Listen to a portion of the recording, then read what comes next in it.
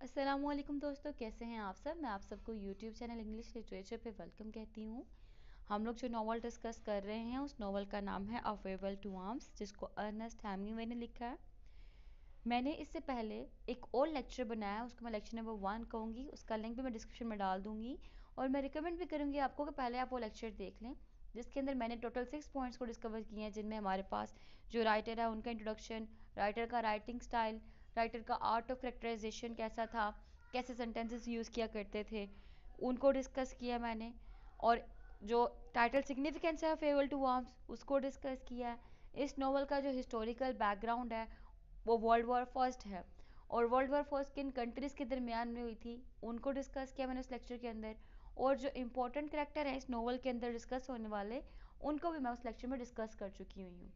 तो उसका जो लिंक है मैं डिस्क्रिप्शन में डाल दूँगी और आपको रिकमेंड करूँगी कि पहले आप वो लेक्चर सुन लें, ताकि आपकी एक बेस सेट हो जाए। जब आपकी बेस सेट हो जाएगी तो आप नॉवल अंडरस्टैंड करने में आपको बहुत ज़्यादा आसानी रहेगी। तो अब without wasting any single minute अपने लेक्चर को स्टार्ट करते हैं। अगर तो आप मेरा प्रीवियस लेक्चर देख चुके हैं तो आपको पता होगा कि a farewell to arms world war first के कॉन्टेक्स्ट में लिखा गया है। वर्ल्ड वॉर फर्स्ट कब हुई थी? ये 28 जुलाई 1914 में स्टार्ट हुई थी और 11 नवंबर 1918 में एंड हुई थी। जैसा कि मैंने प्रीवियस लेक्चर में बताया कि इस नॉवल की डेट ऑफ पब्लिकेशन 1929 है, और जो सेटिंग दिखा गई है टाइम के लिहाज से इसके अंदर, वो 1916 से 1918 का टाइम पीरियड दिखाया गया है इस नॉवल के अंदर।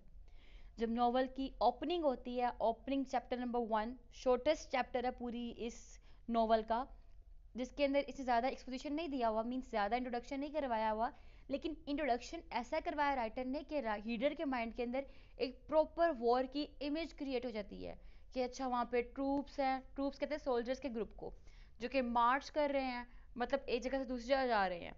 जब वो चल रहे हैं तो मट्टी उठ रही है, मट्टी उठ के पत्तों पे गिर रही है और पत्ते जो है वो डस्टी हो रहे हैं। तो इट मीन्स ये क्या पिक्चर क्रिएट कर रही है कि जो नेचर है, नेचर को पोल्यूट कर रही है वॉर। वॉर जो है वो हार्मफुल होती है for the nature, for the human beings, for the agricultural areas and for the world as well. जैसे कि वर्ल्ड वॉर फर्स्ट को ग्रेट वॉर भी कहा जाता है, क्योंकि इसके अंदर बहुत लॉस हुआ था और साइंटिफिक डेवलपमेंट के बाद ये फर्स्ट वर्ल्ड वॉर थी जो लड़ी गई थी। एनी हाउ, नरेटर हमारे पास इसमें फ्रेडरिक हेनरी है, लेफ्टिनेंट फ्रेडरिक हेनरी। लेकिन जब चैप्टर नंबर 1 स्टार्ट होता है तो उसके अंदर हमारे पास नरेटर का नेम मेंशन नहीं किया गया, ना ही कंट्री का नेम मेंशन किया गया है। वो जैसे जैसे हम लोग आहिस्ता आहिस्ता प्रोसीड करते हैं, अगले चैप्टर पढ़ते जाते हैं, पता लगता है कि अच्छा ये इटली दिखाया गया है, अच्छा नरेटर जो है वो हेनरी फ्रेडरिक है, अच्छा फिर नरेटर जो इटली है उसकी फाइट जर्मनी के साथ हो रही थी, सो ऑन। मीन्स जैसे जैसे हम लोग आगे जाते रहते हैं वैसे वैसे हम लोग को स्टोरी के इवेंट्स क्लियर होते जाते हैं। ठीक है, इसमें कोई भी फ्लैश बैक फ्लैश फॉरवर्ड नहीं दिखाया गया। स्टोरी जो है वो एक लीनियर पैटर्न में लिखी गई है, एक सीक्वेंस से चल रही है, तो रीडर इसको इजीली अंडरस्टैंड कर सकता है। चैप्टर नंबर 1 के अंदर हमारे पास एक विलेज दिखाया गया है और सीजन जो है समर का वहाँ पे दिखाया गया है। लेफ्टिनेंट हेनरी, जैसे कि मैंने बताया आपको, नरेटर है, लेकिन यहाँ पे चैप्टर नंबर 1 में मेंशन नहीं किया गया उसके बारे में। वो नरेटर जो है वो नरेट करता है कि उसकी life during summer time period village के अंदर कैसी थी। जैसे कि ओपनिंग लाइंस है, in the late summer of that year we lived in a house in a village that looked across the river and the plain to the mountains. In the bed of the river there were pebbles and boulders, dry and white in the sun, and the water was clear and swiftly moving and blue in the channels. Troops went by the house and down the road, and the dusty they raised again sorry and the dust they raised powdered the leaves of the trees. तो क्या बताया गया यहाँ पे? कहता हम summer का time period था, एक विलेज में रहते थे, वो बिल्कुल रिवर के बिल्कुल पास था और माउंटेन के बिल्कुल करीब था। वहाँ पे क्या सूरत हाल हो रही थी कि जो ट्रूप्स थे, ट्रूप्स यानी कि सोल्जर के ग्रुप थे, वो मार्च करके जा रहे थे रोड से एक जगह से दूसरी जगह, लोगों के घर के सामने से गुजरते हुए। और जब वो जा रहे थे तो उससे डस्ट मट्टी उठ रही थी, और मट्टी जो थी वो दरख्तों के पत्तों पे गिर रही थी, जिससे जो दरख्तों के पत्ते थे वो प्ल्यूट हो रहे थे, ठीक है, मीन्स टू से नेचर प्ल्यूट हो रही थी सोल्जर्स के आने से, नेचर प्ल्यूट हो रही थी वॉर के होने से। फिर थोड़ा सा आगे जाके राइटर बता रहा है, there was fighting in the mountains and at night we could see the flashes from the artillery. Means to say यहाँ पे उसने एक और वॉर पिक्चर दिखा दी कि माउंटेन्स के ऊपर जंग चल रही थी, लड़ाइयाँ हो रही थी, और रात के टाइम टाइम पे हम क्या, वो कितने जब धमाका होता है तो उसकी रोशनी फैलती है जगह पे, वो चीज़ें हम देख पा रहे थे। समर के बाद राइटर ने बताया कि ऑटम का सीजन था, तो जब ऑटम था तब भी ये फाइट कंटिन्यू थी, फाइट में कोई रुकावट नहीं आई थी। समर में तो डस्ट उड़ रही थी ना, लेकिन ऑटम के कहते सीजन के अंदर एनवायरनमेंट वेट हो चुका हुआ था। और वो वेट क्यों हुआ था? Due to rain. रेन एक इम्पॉर्टेंट सिंबल है जो throughout the novel discuss किया जाएगा।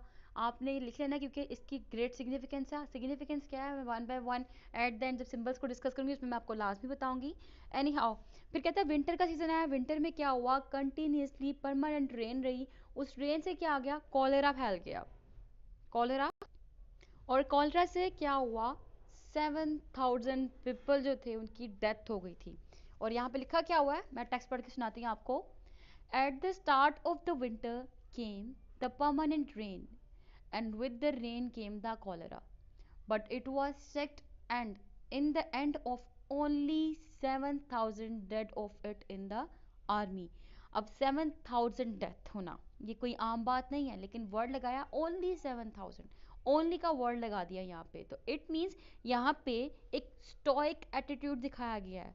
स्टोइकिज्म की टेक्निक यूज की है राइटर ने। स्टोइकिज्म क्या होता है कि जब डिस्ट्रक्टिव कंडीशन चल रही हो, डिस्ट्रक्टिव इमोशंस हो, उन इमोशंस को ओवरकम करने के लिए आपको सेल्फ कंट्रोल आना चाहिए। वो एटीट्यूड यहाँ पे दिखाया गया है। अब यहाँ पे वर्ड ओनली 7,000 जब लिखा गया तो ये जो वर्ड ओनली है ये रेफर कर रहा है escape from horror of the war. Only का वर्ड लगा के ये जो इतना डेंजरस इम्पैक्ट हुआ उसको लाइट किया जा रहा है यहाँ पे, ठीक है। तो ये था फर्स्ट चैप्टर। जिस चैप्टर के अंदर हमने देखा कि पूरी की पूरी वॉर की पिक्चर क्रिएट की गई है, लेकिन कहीं पे भी नरेटर का नेम मेंशन नहीं है।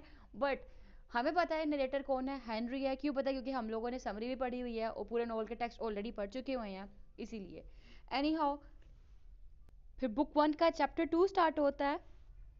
उसके स्टार्ट में बताया जाता है कि next year there were many victories, बहुत सी विक्ट्रीज होती हैं। उनमें से उन्होंने एक टाउन है, टाउन ऑफ गोरिजिया, इसको कैप्चर किया होता है। और बताया जाता है कि नेक्स्ट अगस्त हेनरी जो है अपने यूनिट के साथ इस जगह पे मूव कर जाता है। ये जगह ये बेसिकली कैप्चर्ड टाउन होता है, मीन्स ये जीता होता है, ये एक जीती हुई जगह होती है, विक्ट्री की होती है इन्होंने इस जगह की। अब हेनरी अपने दोस्तों के साथ अपने यूनिट के साथ यहाँ पे तो आ गया, लेकिन जंग अभी भी खत्म नहीं हुई। जो नेक्स्ट माउंटेन्स थे वहां पे अभी तक जंग चल रही है। एनी हाउ, हेनरी कहता है वहां पे इस प्लेस पे टाउन ऑफ कुरीजिया के अंदर जो लाइफ थी ना, बड़ी आइडियलिक थी, बड़ी हैप्पीली हम लोग लाइफ स्पेंड कर रहे थे ओवर द फॉल, पूरे फॉल के टाइम पीरियड में। वहां पे कोई भी बैडली बॉम्बार्ड नहीं हो रहे थे, यानी कि इतने ज्यादा बुरे से धमाके नहीं हो रहे थे। उधर हॉस्पिटल्स भी थे, कैफे भी थे, और 2 ब्रोथल्स भी थे। ब्रोथल क्या होता है? प्रोस्टिट्यूशन की प्लेस, कि ऐसी जगह जहाँ पे प्रोस्टिट्यूट्स होती हैं, तवाइफ होती हैं। जैसे कि टेक्स्ट सुने, कोटेशन जो है बुक की लिखी हुई टेक्स्ट पे। lived in a house in the Gorizia that had a fountain and many thick shady trees in a walled garden and a wisteria wine purple on the side of the house. Now the fighting was in the next mountains beyond and was not a mile away. The town was very nice and our house was very fine. अच्छा, इसके बाद ना writer बताता है कि snow falling हो रही है, और कहता है एक दिन एक स्नोई इवनिंग में, रात का टाइम था, डिनर का वक्त था, हेनरी जो है, हेनरी का दोस्त था, दोस्त देखता है प्रीस्ट को और वो प्रीस्ट का मजाक उड़ाता है। प्रीस्ट यहाँ पे सिंबलाइज कर रहा है रिलीजन को, और दो मजाक उड़ाना मीन्स क्रिटिसाइज करना रिलीजन के ऊपर, ठीक है। तो प्रीस्ट का वो मजाक उड़ाता है, उसको मोक करता है, वो इंसल्ट करता है। इट मीन्स कि वो एथीस्ट हैं, ठीक है। वो रिलीजन को इम्पोर्टेंस नहीं देते, रिलीजन की वैल्यूज को वर्थ नहीं देते। एनी हाउ, यहाँ पे लिखा हुआ है प्रीस्ट की appearance. The priest was young and blessed easily and wore a uniform like the rest of us, but with a cross in a dark red velvet above the left breast pocket of his grey tunic. The captain spoke pidgin Italian. यहाँ पे word Italian use किया गया. It means के यहाँ पे जो बताई गई है कंट्री वो इटली बताई गई. कि अब आके रिवील हुआ कि ये कंट्री जिसको ये सपोर्टर्स हैं, जिसके ये सोल्जर्स हैं, वो इटली के हैं. अच्छा, anyhow, the captain spoke pidgin Italian for my doubtful benefit, in order that I might understand perfectly that nothing should be lost. Priest today with girls. अब वो मजाक उड़ाता था कि आज प्रीस्ट जो है ना वो लड़कियों के साथ था. ठीक है, कि कैप्टन कहता है मोक करते हुए, मजाक उड़ाते हुए. तो फिर कहता है कैप्टन, बाद में पूछता है उससे, नॉट ट्रू आज the captain, today I see priest with girls. अगर से प्रीस्ट कहता है no, no said the priest. अब उसके बाद जो दूसरे ऑफिसर्स भी थे वो भी मिलकर इसका मजाक उड़ाने लग पड़ते हैं, तंग करना शुरू कर देते प्रीस्ट को. वो मोक करता है और कैप्टन खुद कहता है आई एम एन एथीस्ट. ठीक है, मैं एक atheist. Atheist means non believer of God, जो खुदा पे यकीन नहीं करते, किसी रिलीजन पे यकीन नहीं करते. एनीहाउ, हेनरी जो था वो बड़ा फ्रेंडली था प्रीस्ट के साथ. और इसके बाद सारे बातचीत कर रहे होते हैं कि हेनरी को जब लीव लेनी है, लीव के बाद कहाँ जाना चाहिए. कुछ कहते हैं रोम, नेपल, सिसिली में जाए, कुछ कहता है कैपरी में जाए. मतलब डिफरेंट कंट्रीज के नेम लेते हैं. और प्रीस्ट सजेस्ट करता है उसको कि मैं चाहता हूँ तुम अबरूजी में जाओ. कहता है I would like you to see Abruzzi, visit my family at Capracotta, said the priest. ये प्रीस्ट ने कहा. तो एनी हाउ इस पूरे चैप्टर के अंदर जो हम लोग देखते हैं वो ये देखते हैं कि किस तरह प्रेशर है वॉर का. उस वॉर के प्रेशर के बावजूद भी इनको एक एरिया मिल गया, टाउन ऑफ ग्रेजिया, जिसके अंदर ये पीसफुली लाइफ स्पेंड कर रहे हैं. स्पैगेटी खाते ही है इसके अंदर very quickly and seriously. Means to say कि इनको अब कोई इतनी टेंशन नहीं है कि finally they have control over them. उनको खुद के ऊपर कंट्रोल है. अब एक और चीज़ दिखाएगी, वो है इमोशनलेस टॉक. कि ये प्रीस्ट का वॉक कर रहे हैं, रिलीजन के ऊपर मजाक उड़ा रहे हैं, मजहब को कुछ नहीं समझते. मीन्स ये एथीस्ट है. ठीक है. नंबर 2 जो चीज़ देखी हमने इसके अंदर वो देखी कि ये बात करें गर्ल्स के अबाउट, बात करें प्रोस्टिट्यूट के अबाउट. ठीक है. तो इट मीन्स कि इनके पास कोई इमोशंस नहीं है. ड्यू टू वॉर इनकी सोच है वो होलोनेस का शिकार हुई हुई है. अब इसके बाद जब नेक्स्ट चैप्टर स्टार्ट होता है तो हमें पता लगता है कि जो हेनरी है वो अपना ट्रिप करके वापस भी आ गया हुआ है. कहता है when I came back to the front we still lived in that town. कि जब मैं वापस आया उस फ्रंट पे हम फिर भी उसी टाउन में रह रहे थे. There were many more guns in the country around and the spring had come. कि स्प्रिंग का सीजन है. मीन्स हेनरी वापस आया अपने ट्रिप से और सीजन कौन सा है, स्प्रिंग का है. और हेनरी का एक रूममेट है रिनाल्डी. रिनाल्डी जो है ये एक सर्जन है. ठीक है, ये इसका रूममेट है और एक सर्जन है. हेनरी अपना सारा ट्रिप, जो इसका सारा टूर था, वो रिनाल्डी के साथ डिस्कस करता है कि मैंने ऐसा ऐसा किया. रिनाल्डी इसको बताता है कि इसको ना एक लड़की से मोहब्बत हो गई हुई है और इससे शादी करने वाला है. वो लड़की जो है एक इंग्लिश नर्स है, वो इसी टाउन में आई हुई है. उसका नाम कैथरीन बार्कले है. ठीक है, कैथरीन उसका नेम है. इसलिए ना रिनाल्डी कहता है मुझे तुमसे कुछ पैसे उधार चाहिए. वो हेनरी से ना पैसे लोन लेता है. ठीक है, किस लिए, इसलिए ताकि वो कैथरीन को इम्प्रेस कर सके. और रिनाल्डी का करेक्टर कैसे का है, रिनाल्डी का करेक्टर ऐसा है कि ये बहुत ज़्यादा इंटरेस्टेड होता है वुमेन के अंदर, औरतों की बातों के अंदर. ठीक है, ये इसको वुमेनाइजर कहा गया है नॉवल के अंदर ना, जैसा कि टेक्स्ट के अंदर बताता है. कहता है the room I shared with the lieutenant Rinaldi looked out on the courtyard. फिर उसके बाद रिनाल्डी पूछता है इससे कि what kind of time did you have. आगे से रिप्लाई करता है हेनरी मैग्निफिशेंट. फिर उसके बाद पूछता है tell me everything at once. बताता है I went everywhere, Milan, Florence, Rome, Naples, Villa San Giovanni, Messina, Taormina. Means different countries के वो नेम लेता है. तो आगे से कहता है रिनाल्डो उसको you talk like a time table, did you have any beautiful adventures. यहाँ पे ब्यूटीफुल ब्यूटीफुल एडवेंचर से क्या मुराद है कि क्या तुमने लड़कियों के साथ टाइम स्पेंड किया, क्या तुमने लड़कियों से कोई बातचीत की. Means to say they have nothing to discuss. कुछ भी करने के लिए इनके पास है नहीं फजूल इन चीज़ों के अलावा, इन इमोशंस के अलावा. इमोशनलेस लाइफ है इनकी. ठीक है. तो आगे से कहता है हाँ. पूछता है कहाँ कहाँ, वो डिफरेंट कंट्रीज के नेम लेता है. कहता है ज़्यादा मज़ा कहाँ पे आया तुम्हें. कहता है मिलानो के अंदर. फिर उसके बाद रिनाल्डी अपना एक्सपीरियंस एक्सप्लेन करता है कि मुझे जो है ना एक लड़की पसंद आ गई है, जो मैंने आपको बताया था अभी थोड़ी देर पहले. टेक्स्ट में लिखा हुआ है we will go now this afternoon and see, and in the town we have beautiful English girls. I am now in love with Miss Barclay. I will take you to call. I will probably marry Miss Barclay. और यहाँ पे एक और point है कि situation कौन सी चल रही है? वॉर की इंटेंस सिचुएशन चल रही है। तो उस वॉर की इंटेंस सिचुएशन से escape के लिए ये women की बातें करते हैं, ठीक है? तो बेसिकली मिस बार्कले की बात करना या खवातीन की बात करना, औरतों की बात करना is a source of escape from the reality. Reality क्या है वहाँ पे? War, danger. उस डेंजर से निकलने के लिए सब कुछ इसके अंदर इंडल्ज हो रहे हैं। तो बेसिकली एक क्वेश्चन भी इसका बड़ा इंपॉर्टेंट है। क्वेश्चन है, discuss the various ways in which characters seek solace from the pains of a war ravaged world. In the end, what does the novel suggest about such comforts? तो उसके अंदर एक point हम ये भी add करेंगे, जो रोनाल्डी का विमेन के अंदर जाना, हेनरी का कैथरीन के पास जाना और ड्रिंकिंग करना, हेनरी का प्रोस्टिट्यूशन के पास जाना, जो डिफरेंट कंट्रीज में प्रोस्टिट्यूट के पास गया, ठीक है? सेम रोनाल्डी का प्रोस्टिट्यूशन के पास जाना, ठीक है?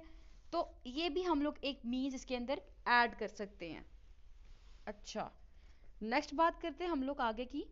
जैसे मैंने अभी बात की कि हेनरी का ड्रिंकिंग ये भी एक सोर्स ऑफ एस्केप था, तो यहाँ पे कोटेशन आप कोट कर सकते हैं, I had drunk much wine, ठीक है? कि कोटेशन ऐड कर सकते हैं आप लोग। अच्छा, एनी हाउ, प्रीस्ट जो था उस रात जब ये वापस आया बड़ा अपसेट था, क्योंकि उसको पता लगा कि हेनरी जो है वो इसकी फैमिली के पास नहीं मिला, इसकी फैमिली के पास अब्रूजीम नहीं गया वो।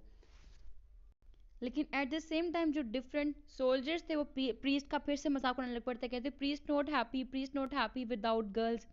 तो प्रीस्ट कहता है, I am happy said the priest. फिर वो कहते हैं, priest not happy, priest wants Austrians to win the war. The captain said. The others listened. The priest shook his head. No, he said, priest wants us never to attack. Do not you want us never to attack? आगे से priest कहता है, no, if there is a war, I suppose we must attack. Must attack, shall attack. The priest nodded. Leave him alone, the major said. He is all right.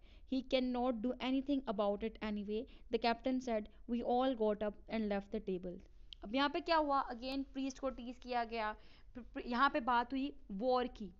कोई भी single chapter ऐसा नहीं है जहाँ पे war की बात ना हो, ठीक है? यहाँ पे बात हुई वॉर की, तो कहता है कि प्रीस्ट जो चाहता है कि ऑस्ट्रियन जीत जाए। प्रीस्ट हम लोगों ने चाहता कि हम अटैक करें, लेकिन प्रीस्ट आगे से कहता है कि अगर यहाँ पे वॉर है तो मैं चाहता हूँ यहाँ पे अटैक भी हो, क्योंकि आपने सेल्फ डिफेंस भी तो करना होता है ना। तो प्रीस्ट जो है वो रिलीजियस वे में अपनी यहाँ पे बातें कन्वे कर रहा होता है। एनी हाउ, इसके बाद नेक्स्ट चैप्टर स्टार्ट होता है। इसके स्टार्ट पे बताया गया है, the battery in the next garden walk me in the morning and I saw the sun coming through the window and got out of the bed. I went to the window and looked out. The gravel paths were moist and the grass was wet with dew. The battery fired twice and the air came each time like a blow and shook the window and made the front of my pajamas flap. I could not see the guns, but they were evidently firing directly over us.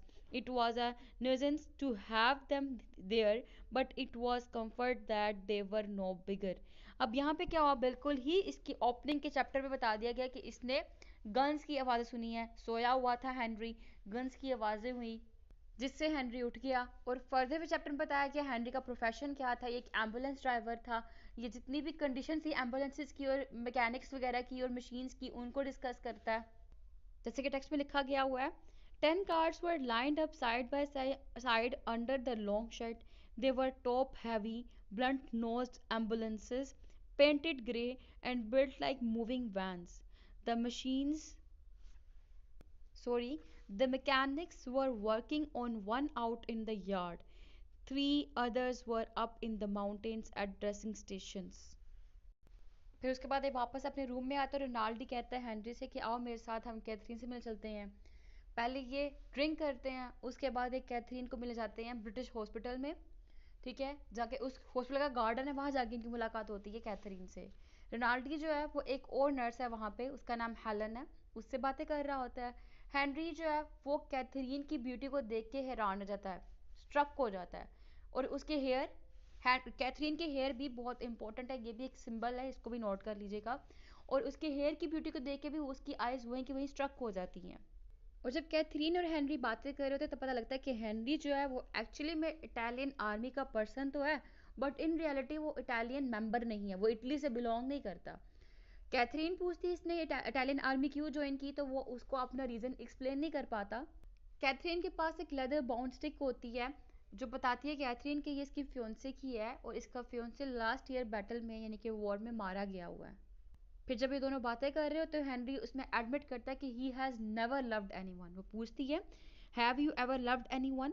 No, I said. फिर उसके बाद जो है ये दोनों, Henry और Catherine, Catherine की जो फियोंसे की डेथ हुई होती है उसके अबाउट और वॉर के अबाउट डिस्कशन शुरू कर देते हैं। फिर हेनरी और रिनाल्डी जो है वो लीव कर जाते हैं, छोड़ के चले जाते हैं जगह को। और रिनाल्डी नोट करता है कि कैथरीन ने तो ज़्यादा टाइम मेरे साथ स्पेंड ही नहीं किया, कैथरीन ने मुझे मुझसे जगह मेरी जगह हेनरी को प्रेफरेंस दी थी। यहाँ पे आगे पता लगा हम लोगों को कि हेनरी जो है उसका करेक्टर थोड़ा सा कि हेनरी नेवर लव्ड एनीवन।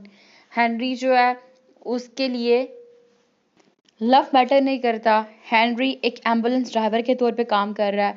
और कैथरीन, कैथरीन जो है वो वंस इन लव्ड, ठीक है, एक दफ़ा एक मोहब्बत में थी, वो फियोंसे की उसकी मोहब्बत थी, फियोंसे की डेथ हो चुकी थी। बाकी पूरा बैकग्राउंड नहीं बताया, कैसे कैसे हुई, कहाँ हुई, किस तरह हुई, बस इतना बताया कि वॉर में डेथ हो गई थी, ठीक है, डिटेल नहीं बताई उसके अबाउट। और पता लगता है कि कैथरीन के लिए love is like a game. क्यों? क्योंकि अभी तक उसने उसकी जो वो स्ट्रिक थी पकड़ी हुई है, like a toy riding crop, ठीक है। हेलन, हेलन फ्रेंड थी कैथरीन की, अब तक हम लोग का एक क्लियर हो चुका है। फिर नेक्स्ट चैप्टर शुरू होता है। फिर उसके बाद पता लगता है कि हेनरी दोबारा से मिस बार्कले से मिलने गया है, लेकिन कैथरीन ड्यूटी पे होती है। वो उसे कहती है कि मैं तुमसे नहीं मिल पाऊंगी, he is told to return at night, कि रात को आना, अभी मैं तुमसे नहीं मिल पाऊंगी, मैं बिजी हूँ। फिर डिनर के बाद हेनरी दोबारा मिल जाता है कैथरीन से। फिर हेलन जो है उनकी दोस्त कैथरीन की, वो उसको अकेला छोड़ देती है, दोनों इकट्ठे होते हैं वहाँ पे, दोनों फिर बातें शातें करना शुरू कर देते हैं। कैथरीन बताती है कि कैथरीन जो है वो VAD है, वॉलंटरी एड डिटैचमेंट। फिर उसके बाद ये दोनों बातचीत करना शुरू कर देते हैं। जब टाइम स्पेंड करे तो हेनरी इसको पकड़ने की कोशिश करता है, फिर कैथरीन उसको रख के थप्पड़ मारती है। बाद में वो माफ़ी भी मांगती है उससे, और उसकी बात को हेनरी समझ भी जाता है। एनी हाउ उसके बाद हेनरी उसको हंसाता है कैथरीन को, फिर दोनों इकट्ठे टाइम स्पेंड करते हैं। कैथरीन रोना शुरू कर देती है, उसे कहती है, oh darling, she said, you will be good to me, would not you? उससे पूछती है कि क्या क्या तुम मेरे साथ अच्छे नहीं रहोगे? फिर ये कहती है, you will, would not you? She looked up at me, because we are going to have a strange life. तो ये चैप्टर सेंसुअलिटी बेस्ड था, और इस चैप्टर के अंदर पता लगता है कि हमारा कैथरीन और हेनरी दोनों का रिलेशनशिप प्रोग्रेस होता है। फिर कुछ देर बाद मेडिकल एड पोस्ट के लिए हेनरी आता है कैथरीन के पास, उसका इंतज़ार कर रहा होता है। हेनरी इसके पास, कैथरीन इसके पास आती है, हेनरी से पूछता है कि तुम मुझसे प्यार करती हो? तो कहती है कि मैं तुमसे प्यार करती हूँ। फिर हेनरी से कहता है मैं तुम्हें कभी भी छोड़कर नहीं जाऊंगा। और इसके बाद हेनरी सोचता है कि थोड़ा सा क्रेजी तो है, लेकिन वो क्या कहता है कि तवाइफों के पास प्रोस्टिट्यूट जाने से बेहतर है कि बंदा यहाँ पे ही आ जाए। मीन्स वो इसके लिए एक गेम है, ये इसको एज अ गेम ट्रीट कर रहा है, ठीक है। जिसके बारे में इसने कहा है, this is more like a game of bridge, only you say things instead of playing cards, the only difference is he does not know what the stakes are. और कैथरीन भी फिर उसको कहती है, they are doing a rotten game. Means to say Catherine अपने escape चाह रही है फियोंसे की मेमोरीज से, और हेनरी प्रोस्टिट्यूशन से और वॉर से स्केप चाह रहा है, तो वो कैथरीन के पास रह रहा है। अब नेक्स्ट आफ्टरनून जो है हेनरी वापस आ रहा होता है अपनी पोस्ट से, तो उसको एक सोल्जर नजर आता है जिसको हर्निया हुआ होता है, ठीक है, एक सोल्जर है उसको हर्निया हुआ है। हेनरी उसको अपने साथ लेके जाता है और दोनों की गपशप शुरू होती है। वो पूछता है, what's the matter? He looked at me, then stood up, I am going on, what's the trouble? वो पूछता है क्या मामला है? जब कहता है, मैंने पूछा ना क्या मामला है, तुम्हारे साथ क्या हुआ है, मसला, ये उस आदमी से पूछा जिसको हर्निया हुआ है। तो कहता है, उसने मेरी तरफ देखा और उठा, मैंने कहा क्या ट्रबल है, क्या मामला है? तो कहता है द वॉर। यानी कि ये चैप्टर जो है ये एंटी वॉर चैप्टर है, ठीक है, इसमें रोल ऑफ रिलीजन भी दिखाया जाएगा। कहता है जो मामला है, जो ट्रबल है, वो मेरे साथ वॉर है। कहता है what's wrong with your leg? तुम्हारी टांग के साथ क्या हुआ है? कहता है it's not my leg, I got a rupture and, ठीक। उसके बाद कहता है, why don't you ride with the transport? I asked, why don't you go to the hospital? तुम हॉस्पिटल क्यों नहीं जाते? कहता है, they would not let me, the lieutenant said, I slip the truss on the purpose. कहते सब कुछ मैंने खुद ही की है। तो अब ये इसके अबाउट, वॉर के अबाउट बातें शुरू कर देते हैं, जिसको कहता है कि how you like this goddamn war? कहता है rotten, I say it's rotten, Jesus Christ, I say it's rotten. और जब इसको हॉस्पिटल के लिए कहते हैं, वापस ले जाने के लिए कहते हैं कि तुम्हारा ट्रीटमेंट कराया जाता है, तो कहता है, if I go back they will make me get operated, वो मेरा इलाज करेंगे, अच्छा, operated on, and then they will put me in the line all the time, इलाज करने के बाद जब मैं ठीक हो जाऊंगा दोबारा से मुझे जंग में भेज देंगे। मीन्स टू से पूरा चैप्टर ही ट्रॉमा दिखाया गया है। इस चैप्टर के अंदर कितना ज़्यादा ट्रॉमा है, ग्रेट ट्रॉमा दिखाया गया है इस करेक्टर के ऊपर, जो ये अभी सोल्जर देखा, जो वॉर से भाग रहा है और अपने हर्निया का ट्रीटमेंट नहीं करवा रहा, कहता है अगर इलाज हो जाएगा तो मुझे दोबारा से वो जंग में ले जाएंगे। तो ये क्वेश्चन भी बड़ा इंपॉर्टेंट है, discuss farewell to arms as an anti war novel. तो उसमें हम लोग इसका रेफरेंस दे सकते हैं। इसके अलावा जो पीछे बिहेवियर रहा है प्रीस्ट का और जो सोल्जर्स थे उनका, वो भी हम रेफरेंस के अंदर कोट कर सकते हैं। अच्छा, इसके बाद ना स्टोरी थोड़ी प्रोसीड होती है, आगे जाती है। आगे जाके हेनरी ना बैटलफील्ड में जाता है। बैटलफील्ड में जब वो जाता है तो वो वाउंडेड हो जाता है, वो जख्मी हो जाता है। जख्मी होने के बाद ना उसको मिलान के अंदर एक हॉस्पिटल है, वहां लाया जाता है रिकवर होने के लिए। बहुत से डॉक्टर्स ऐसे हैं जो कि रिकमेंड करते हैं कि यहाँ पे ये 6 मंथ तक बेड पे ही स्टे करेगा, 6 मंथ तक इसका ट्रीटमेंट चलेगा, उसके बाद इसका ऑपरेशन होगा, क्योंकि ऑपरेशन इसकी नी इंजरी हुई है और इसकी नी इंजरी के लिए ये ऑपरेशन नेसेसरी है और ऑपरेशन 6 मंथ्स के बाद ही होगा। अब हेनरी को ये बात बर्दाश्त नहीं होती कि मैं 6 माह तक बेड के ऊपर ही लेटा रहूंगा। वो इसको एक्सेप्ट नहीं कर पाता कि बहुत लॉन्ग पीरियड है रिकवरी के लिए। तो हेनरी ना बड़ा ही ज्यादा आर्ग्यूमेंट करता है। फाइनली उसको एक डॉक्टर मिल जाता है जिसका नाम है डॉक्टर वैलेंटीनी। डॉक्टर वैलेंटीनी जो है ना वो एग्री हो जाते हैं इसके ऑपरेट करने के लिए कि वो इमीडिएटली इसका ऑपरेशन कर देंगे। ये सुनने के बाद हेनरी बड़ा खुश होता है और फाइनली क्या होता है, हेनरी को पता लगता है कि जिस जगह पे मिलान में जिस हॉस्पिटल के अंदर ये है ना, वहां पे कैथरीन की भी ड्यूटी लगा दी गई है। कैथरीन भी यहाँ पे ट्रांसफर होके आ रही है। ये सुनने के बाद हेनरी और ज्यादा खुश हो जाता है। और कैथरीन जब इस हॉस्पिटल में आती है तो उसी के अंडर, यानी कि ये हेनरी उसको दे दिया जाता है, कैथरीन उसका ख्याल रखती है। अब ड्यूरिंग फॉलोइंग मंथ्स, उस मंथ्स के ड्यूरेशन के अंदर जो कैथरीन और हेनरी का रिलेशनशिप बहुत ज्यादा इंटेंसिफाइज हो जाता है।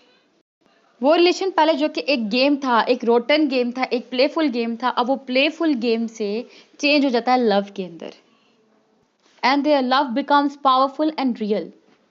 अब इस ड्यूरेशन में ये था कि जैसे ही हेनरी की जो डैमेज लेग थी उसने हील होना था, उसके होने के बाद आर्मी ने उसको 3 लीव्स दी थी, 3 वीक्स की लीव्स दी थी, जिसके लिए इसको कहा गया था कि 3 वीक्स की लीव पे ये रेस्ट कर सकता है। उसके बाद ये वापस फ्रंट पे वापस आएगा। फ्रंट मीन्स जिस जगह बैटल हो रही होती है उस जगह पे इसने वापस जाना है। अब क्या करता है, ये कोशिश करता है कि एक प्लान बनाए अपना कैथरीन के साथ। लेकिन जब ये कैथरीन के साथ ट्रिप का प्लान करता है उस टाइम पे कैथरीन इसको रिवील करती है दैट शी इज प्रेग्नेंट, कि वो प्रेग्नेंट है, वो माँ बनने वाली है। और इसी डे पे ये रिवील होता है कि हेनरी जो है उसको जॉन्डाइस हो गया हुआ है। अब वहां पे एक सुपरिटेंडेंट थी जिसका नाम था मिस वैन कैंपमैन। मिस वैन कैंपन जो है वो सुपरिटेंडेंट थी इस हॉस्पिटल की। वो एक्यूज करती हैं कि हेनरी को तुम ये डिजीज खुद अपने ऊपर लेके आए, तुमने बहुत ज़्यादा ड्रिंकिंग की है, क्योंकि वो डिस्कवर कर लेती हैं कि हेनरी ड्रिंकिंग करता रहा है और हेनरी की जो ड्रिंकिंग की बॉटल्स थी, जो वाइन की बॉटल्स थी, वो उसके बेड से नीचे उसको मिलती हैं। और ये सोचते हैं कि हेनरी ने ये एक्सेसिव ड्रिंक इसीलिए की है ताकि ज़्यादा बीमार हो जाए और अपनी ड्यूटी पे ना जाए, ठीक है, avoid his duty as a service man. तो मिस वैन कैंपन क्या करती हैं, जो हेनरी की लीव्स होती हैं उसको रिवोक्ट कर देती हैं और उसको दोबारा से फ्रंट पे भेज देती हैं। जैसे इसका जॉन्डिस रिकवर हुआ दोबारा से हेनरी चला गया फ्रंट पे। वो जो 3 वीक्स की लीव थी वो खत्म, ठीक है, वो खत्म कर दी, वो रिवोक्ड कर दी। किसने? मिस वैन कैंपन ने। ये कौन थी? ये सुपरिटेंडेंट थी हॉस्पिटल की। अब जैसे ये क्या हुए, अलग हुए, कौन? हेनरी और कैथरीन, क्योंकि हेनरी वापस जा रहा था। तो उस टाइम पे ये प्लेज करते हैं देयर डिवोशन के, देयर म्यूचुअल डिवोशन, मीन्स से they will be loyal to each other, और ये हमेशा एक दूसरे से प्यार करते रहेंगे, इस चीज का वादा करते हैं। एनी हेनरी वापस आता है फ्रंट की तरफ। जब ये फ्रंट पे वापस आता है तो देखता है वहां पे जो इटालियन फोर्सेस थे वो अपने मैन पावर को, अपने ग्राउंड को डे बाय डे डेली ही लूज करते जा रहे हैं। हेनरी के अराइवल के बाद बम्बार्डमेंट स्टार्ट हो जाती है, यानी कि एक अच्छे खासे बमबारी होती है, ब्लास्ट होते हैं। फिर उसके बाद जो जर्मन ट्रूप्स थे वो आके जितनी भी इटालियन लाइन्स थे उनको तोड़ना शुरू कर देते हैं। इट मीन्स कि जो ये वॉर हो रही थी इटली और जर्मनी के दरमियान में हो रही थी। हेनरी अपनी एक एम्बुलेंस की टीम बनाता है, ठीक है, एम्बुलेंस ड्राइवर्स की, और उनको जितने भी ट्रूप्स होते हैं उनको इवैक्यूएट करने के लिए लेके जाता है। मीन्स एक डेंजर प्लेस से सेवर प्लेस पे ट्रांसफॉर्म करने के लिए लेके जाता है। उनके अंदर जो लोग इंक्लूड होते हैं उनमें यहाँ पे मैंने लिखा हुआ है 2 Italian engineering sergeants and 2 Italian girls, some other drivers। इन सब के साथ वो ट्रैवल करता है। अब इस जर्नी के दौरान जब इनकी जो एम्बुलेंस है वो स्ट्रक हो जाती है, उस ड्यूरेशन के अंदर हेनरी एक ड्राइवर को मार देता है, एक ड्राइवर जो है वो खुद ही ख़त्म हो जाता है, एक ड्राइवर सरेंडर कर देता है।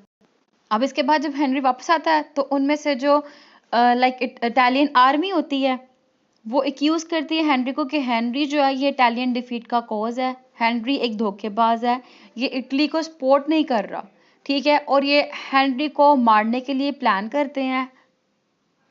अब हेनरी जानता था कि ये हेनरी को लाइक ब्लेम, क्योंकि ये एक ब्लेम था कि इल्ज़ाम लगाया था हेनरी के ऊपर, हेनरी जो धोखा नहीं दे रहा था इटालियन आर्मी को। एनी हाउ उन्होंने इसके ऊपर ब्लेम लगा दिया और वो इसको एग्जीक्यूट करना चाह रहे थे, इसको मारना चाह रहे थे।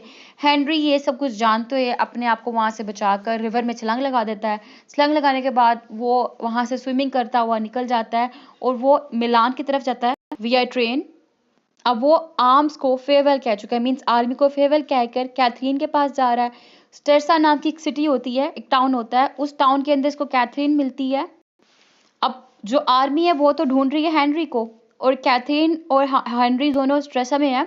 उस जगह से दोनों एस्केप करने का प्लान बनाते हैं कि हम लोग को कहीं आर्मी आके हेनरी को अरेस्ट ना कर ले, इसलिए दोनों नाइट टाइम पे बोरोड बोट लेते हैं और उस बोट के थ्रू जर्नी करते हुए विया रिवर स्विट्जरलैंड पहुंच जाते हैं। वहां पे ये अपनी बड़ी ही पीसफुल लाइफ गुजारते हैं। स्विट्जरलैंड में ये अल्पाइन टाउन होता है जिसको मॉन्ट्रिक्स कहा जाता है, यहाँ पर नेम लिखा हुआ है, स्विस टाउन ऑफ मॉन्ट्रिक्स।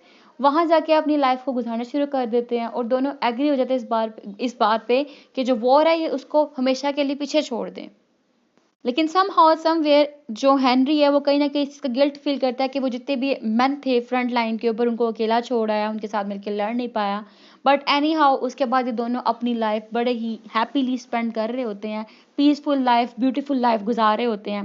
फिर जब स्प्रिंग का टाइम आता है तो दोनों कपल लुज़ेर्न में मूव कर जाते हैं। ये स्पेलिंग है, ये बिल्कुल हॉस्पिटल के पास है प्लेस। अब एक दिन क्या होता है, एक दिन अर्ली मॉर्निंग कैथरीन को लेबर पेन शुरू हो जाता है। अब उसकी डिलीवरी का टाइम होता है, वो टाइम बहुत ही पेनफुल, बहुत ही कॉम्प्लिकेटेड होता है उसके लिए। ये एक स्टिल बॉर्न बेबी बॉय को पैदा करती है। Still born baby boy means ऐसा बच्चा जो कि मरा हुआ पैदा होता है, ठीक है। जब उसकी बर्थ होती है और सेम टाइम पे at the time of the night Catherine को बहुत ज़्यादा हैमरेज होता है, उस हैमरेज की बेस पे कैथरीन की भी डेथ हो जाती है। रेन हो रही होती है through out this time period के अंदर। हेनरी जो है उसके बिल्कुल पास खड़ा होता है जब तक उसकी डेथ नहीं हो जाती, बिल्कुल उसके पास रहता है। वो उसको गुड बाय करने की कोशिश करता है but can not, he walks back to the hotel in the rain.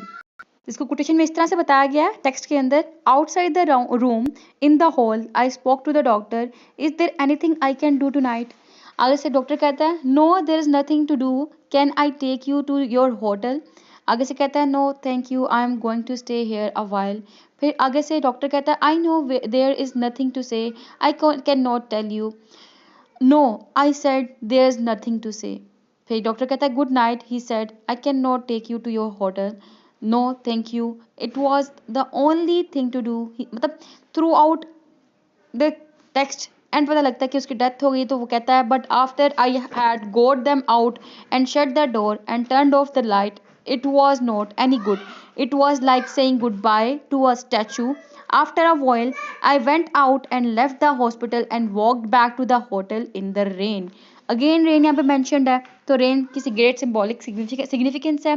Death हो गई लड़की की भी, डेथ हो गई उसकी बेटे की भी, और इसकी लाइफ आइसोलेटेड, और इसकी बिलीवर्ड ने इसको फेयरवेल कह दिया और इसने अपनी बिलीवर्ड को फेयरवेल कह दिया, जबकि ये अपनी बिलीवर्ड को लास्ट टाइम पे गुड बाय भी ना कह सका इसके अकॉर्डिंग, ठीक है। तो ये था farewell to arms means farewell to beloved and farewell to army as well. इसमें जो इम्पोर्टेंट सिंबल मैंने बताया था आपको रेन का था। जब भी रेन हुई है तो रेन से कैथरीन को भी खौफ आया। रेन जो थी उसने हमेशा डेथ क्रिएट किए। रेन जो है यहाँ पे फोरशैडोइंग की टेक्निक भी यूज़ करा था राइटर, और रेन से ही जब यानी कि जब रेन हुई थी तभी इसकी वाइफ की भी डेथ हुई, तभी इसके बच्चे की भी डेथ हुई, और तभी इसकी लाइफ आइसोलेटेड रह गई, अलोन रह गई, और तभी ये अकेला ही रेन के अंदर वापस घर गया था। एनी हाउ नेक्स्ट सिंबल जो इसके अंदर है वो स्नो का। स्नो है natural symbol of beauty and affection है। फिर इसके बाद कोलरा का सिंबल है। कोलरा जो है वो फिजिकल एंड स्पिरिचुअल डिजीज थी, उसको सिंबलाइज कर रहा है। कैथरीन के हेयर जो है वो आइसोलेशन को और सिडक्शन को सिंबलाइज कर रहे हैं। फिर उसके बाद जो है टाइटल मैंने आपको बता दिया कि वो बिलीवर्ड के फेयरवेल को भी और आर्मी के फेयरवेल को भी सिंबलाइज कर रहा है। रिवर जो है सिंबलाइज करता है रीबर्थ को, एस्केप को, डिपार्चर को, इंपॉर्टेंट थीम इसका लव एंड वॉर है। लव हमने देखा थ्रू पैरेलल चल रहा है और वॉर भी हमने देखा पैरेलल चल रहा है, दोनों थीम साथ साथ चल रहे हैं आपस में इसके अंदर। इंपॉर्टेंट कोटेशन मैं आपको बताती चलूँ जो एंटी वॉर है यानी कि वॉर के रेलेवेंट है, डिफरेंट कैरेक्टर्स ने जो कही है। नंबर 1 पे हम कहते हैं पिसिनी की कोटेशंस, ये हेनरी का सबऑर्डिनेट है, इसने कहा war will go on forever unless one side stop living. Number 2, there is nothing worse than war. Number 3, there is nothing as bad as war. Number 4, war is not won by victory। Number 5, everybody hate this war. फिर है कुछ views और जिसमें Catherine का view है, Catherine और Henry, इन दोनों का व्यू जो अबाउट वॉर है, कहते हैं let's drop the war, it's very hard, there is no place to drop it, I know I would not be killed, not in this war, it did not have anything to do with me. अब इसके अलावा जो quotation आपको बताने लगी वो है priest की, कहता है I hate the war. Rinaldi कहता है this war is terrible, this war is killing me, I am very depressed by it, victory is worse. फिर मेजर की जो कोटेशन है वो है I am very tired of this war, if I was away I do not believe I would come back. Number 2, it यानी कि it ये bracket में लिखना है आपने, war is so bad and worse. Soldier जो है वॉकिंग कर रहा था अपनी लिम्प लेग के साथ, मीन्स जिसको हर्निया था, वो कहता है आई एम गोइंग ऑन। आगे से हेनरी कहता है व्हाट्स द ट्रबल, सोल्जर कहता है द वॉर। नेक्स्ट क्वेश्चन है how do you like this goddamn war, वो कहता है rotten, I say it's rotten Jesus Christ, I say it's rotten. फिर हेनरी कहता है everybody hates war, it does not finish, there is no finish to a war, ये second quotation है। तो ये कुछ कोटेशन थी अबाउट वॉर। जिस तरह के मैंने बताया कि एंटी वॉर नॉवल है तो ये एंटी वॉर के अंदर आप कोटेशन ऐड कर सकते हैं। नेक्स्ट मैंने आपको इंपॉर्टेंट क्वेश्चंस का बताया था ना, जिस तरह अभी हमने एंटी वॉर को डिस्कस किया, वैसे ही एक और है वो सुलेस का, जब मैंने बताया था हेनरी प्रोस्टिट्यूशन में लेता है और ड्रिंकिंग में लेता है। सेम कैथरीन जो है वो फियोंसे की डेथ के अंदर, सुडिक्शन के अंदर और फियोंसे की जो स्टिक थी उसमें अपना स्लेस ले रही है। रिनाल्डी विमेन में ले रहा है, प्रीस्ट फेथ इन गोल्ड में ले रहा है। इसके अलावा सबके सब अल्कोहल में अपना वो ले रहे हैं, सुलेस ले रहे हैं और वॉर से एस्केप ले रहे हैं उसके थ्रू। सारे के सारे जो है मोस्टली लव को एज अ शेल्टर यूज कर रहे हैं। जैसे कि कुछ कोटेशन आप इसमें कोट कर सकते हैं, wine is a great thing help to forget about everything, ये कैथरीन कहती है। नंबर 2 पे है I need a brandy, I need a wine, ये हेनरी कहता है। नंबर 3 पे है perhaps we should have a drink, ये रिनाल्डी कहता है। और theme of love and war, ये बहुत इंपॉर्टेंट क्वेश्चन है इसका, क्योंकि दोनों इंटरलिंक चल रही हैं, पैरेलल चल रही है साथ साथ आपस में। इसमें टाइटल की सिग्निफिकेंस को भी आप कोट कर सकते हैं। तो यहाँ पे हमारा लेक्चर हुआ कंप्लीट। आई होप ये वीडियो आपके लिए बहुत ज़्यादा हेल्पफुल रही होगी। कुछ थीम्स ये भी हैं जो मैंने आपको स्क्रीन पे शो की हैं, आप इनका स्क्रीनशॉट ले लीजिएगा। अच्छा, एनी हाउ दुआओं में खास याद रखिएगा। फिर मिलते हैं अगले लेक्चर में, अगली वीडियो में, अगले लेक्चर के साथ। तब तक के लिए अल्लाह हाफ़िज़।